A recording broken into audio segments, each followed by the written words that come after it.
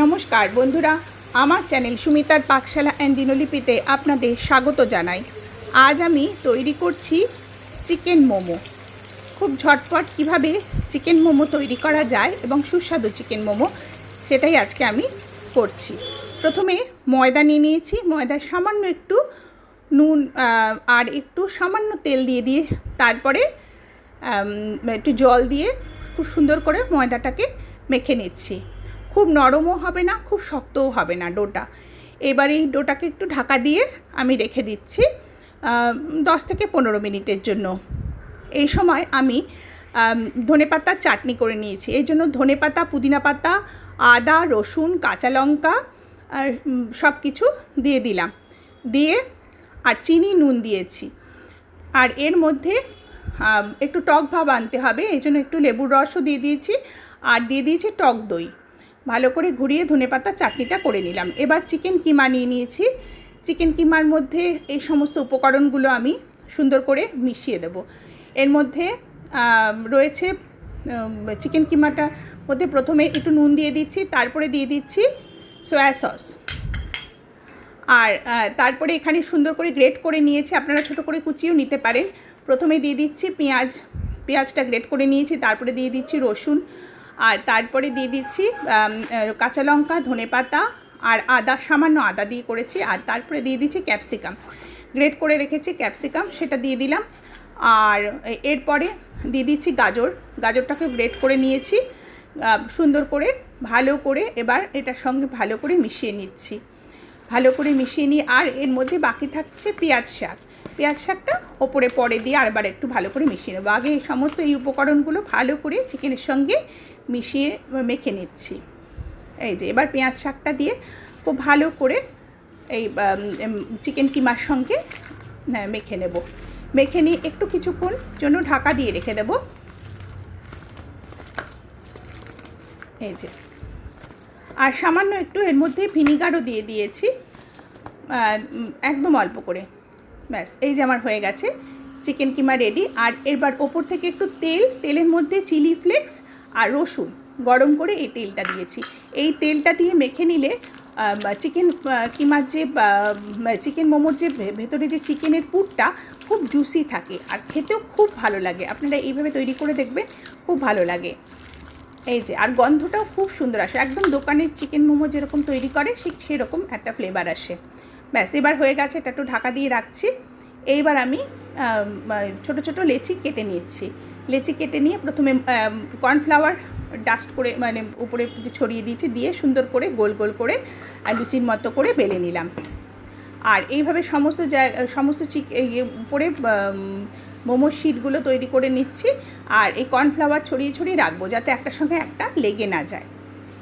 এইবার একটা আরও একটা এইভাবে সমস্ত মোমো শিটগুলো এইভাবে আমি বেলে তৈরি করে নিচ্ছি।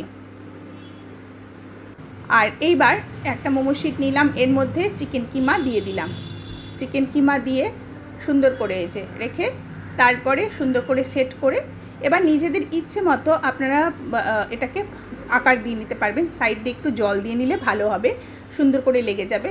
আপনারা এটাকে ঘুরিয়ে ঘুরিয়ে ছোট ছোট করে গোল গোল করেও দিতে পারেন, আবার সুন্দর করে ডিজাইনও করে নিতে পারেন। আপনারা যেরকম ইচ্ছে সেরকম তৈরি করে নিতে পারেন। এই যে এইভাবে আমি মোমোগুলো তৈরি করে নিচ্ছি। আমার রেসিপিটা যদি ভালো লাগে তাহলে আপনারা লাইক দেবেন, শেয়ার করবেন, কমেন্ট করবেন, আর আমার চ্যানেলটিকে সাবস্ক্রাইব করে দেবেন, আর পাশে থাকা বেল আইকনটা প্রেস করে দেবেন। এই যে এইভাবে একটা মোমো আমি শেপ দিয়ে নিলাম। আরও একটা মোমো তৈরি করছি। এই যে মোমো শিটটার মধ্যে রেখে এইভাবে সুন্দর করে ভাঁজ করে করে লম্বা শেপের করে নিতে পারে। এবার গোল লম্বা যেরকম ইচ্ছে আপনারা শেপ তৈরি করে নেবেন। এই যে এই মোমো বাচ্চা বড় সবারই খেতে খুব ভালো লাগে। আপনারা স্টিমড মোমো খেতে পারেন বা ফ্রাই করেও খেতে পারেন। আজকে খুব ঝটপট তৈরি করছি। প্রথমে একটা ফ্রাইং প্যান বা একটা কড়াইয়ের মধ্যে, ননস্টিক কড়াইয়ের মধ্যে এইভাবে একটুখানি একটু জল আর একটু সাদা তেল দিয়ে নিয়েছি। এবার এটা খুব ভালো করে ফুটে উঠেছে, খুব ভালোভাবে কড়ার গায়ে সুন্দর করে লাগিয়ে দিলাম।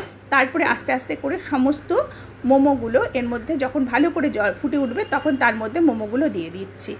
দিয়ে এইবার একদম মোটামুটি মিডিয়াম টু হাই ফ্লেমে যখন পুরো ফুটে উঠবে তখন এটাকে একেবারে লো ফ্লেমে রেখে একটা ঢাকনা দিয়ে ঢেকে দেবো। মোমোগুলো দিয়ে দিলাম, এই দেখুন ফুটে উঠেছে। এবার একবারে মানে ফ্লেমটা লোতে রেখে একটা ঢাকনা দিয়ে ঢেকে দিচ্ছি।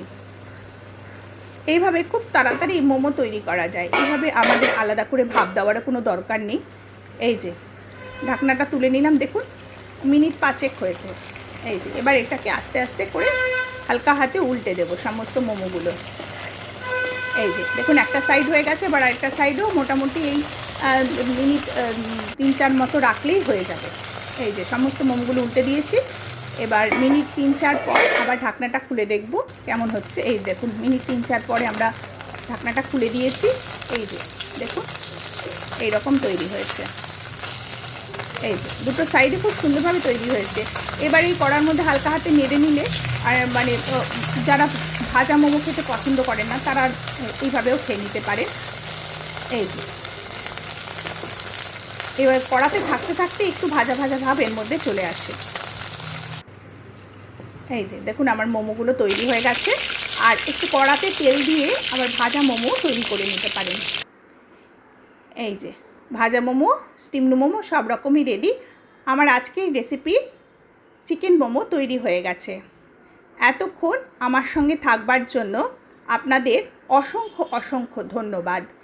এই দেখুন এই যে মোমো শিটটা খুলে নিয়েছি, দেখুন ভেতরে মোমোটা কত জুসি তৈরি হয়েছে, চিকেন কিমাটা কীরকম হয়েছে।